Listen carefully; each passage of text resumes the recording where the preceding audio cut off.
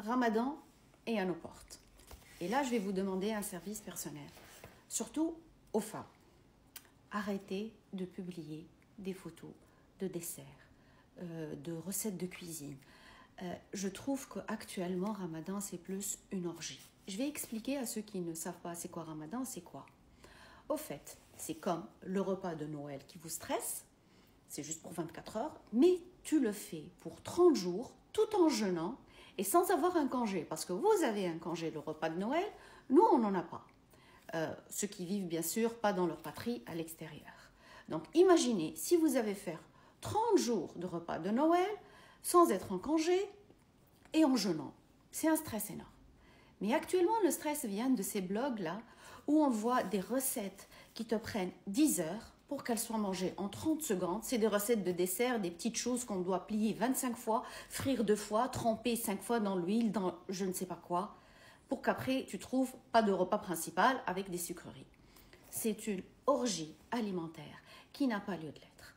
Et actuellement, au lieu d'attendre ce mois avec impatience, c'est revenu une source de stress de beaucoup de femmes. C'est pas la peine de me dire que les femmes au Maghreb, parce que vous, votre horaire, il est fait en fonction de Ramadan. Pensez aux femmes qui sont en Europe, ailleurs, en Amérique du Nord, en Australie, et qui sont monoparentales, et que leur enfant ou leur mari scrolle tout au long de la journée sur ces recettes, et ils rentrent à la maison, ils trouvent un repas normal, ce qui est normal pour Ramadan. C'est vraiment très frustrant et très stressant pour ces femmes-là.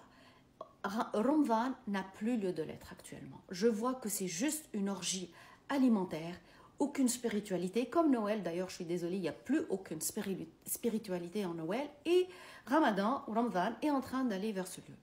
Autant que médecin, il n'y a pas plus qu'une soupe, un plat de protéines et une salade pour ça. Croyez-moi, vous allez me dire, je sais, il y a quelques haineux qui vont dire parce que tu ne sais pas faire la cuisine. Non, je sais faire très bonne cuisine et j'ai en plus de l'aide à la maison. Je peux faire tous les plats que je veux. Mais je tenais à faire un point d'honneur, à mettre un minimum, juste ce qu'on a besoin en apport alimentaire et ne pas surmontrer. C'est 25 000 recettes, je respecte, j'aime bien ces recettes-là, mais faites-les tous les jours au lieu que ça soit Ramadan et un masque pour Ramadan et la table de Ramadan. Vous pouvez faire toutes ces recettes-là, j'adore la cuisine, j'adore les voir, mais pour mettre ce stress à toutes ces femmes, en général elles travaillent, elles rentrent tard, et puis les conditions financières aussi, il ne faut pas oublier ça, de leur mettre ça, et puis les enfants qui scrollent, ils trouvent, il n'y a rien. Moi, on mange les restes de Ramadan 2 fois, 3 fois, si ce n'est pas terminé. Il est hors de question que je jette de la nourriture à la poubelle. Donc, s'il vous plaît, ces 25 000 recettes, ces tables de 1001 nuits de tous les jours, je trouve non seulement ça ne concorde pas avec l'esprit de Ramadan, ça ne concorde pas avec une vie normale et ça ne concorde pas aussi avec une hygiène de vie. À y réfléchir, s'il vous plaît, essayez de faire un effort.